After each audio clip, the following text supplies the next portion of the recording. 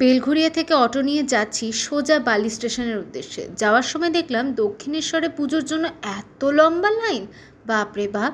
যাকে এবার ট্রেন ধরে আমরা নামবো হলো হুগলি।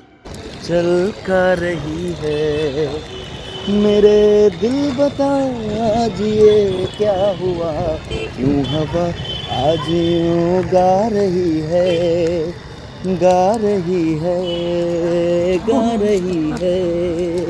যাক, সন্দীপের মারফত আমার অনেক জায়গাতেই ঘোরা হচ্ছে, হুগলিতে কিন্তু এটা আমার প্রথম আসা। যথারীতি আমরা অনুষ্ঠান হলে কিন্তু পৌঁছে গিয়েছিলাম। আর এই যে এখানে ছোট্ট মিষ্টি বাচ্চা, মানে শ্রীদাত্রী, ওর নাম আমি জানতাম না, এখানে এসে জেনেছি।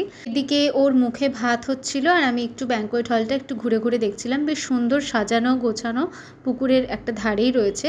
অনেক কথা হলো, এবার খাওয়ার দিকে যাওয়া যাক। প্রথমে ছিল পনির পাসান্দা, যেটা খেতে একটা অদ্ভুত রকম আলাদা ছিল।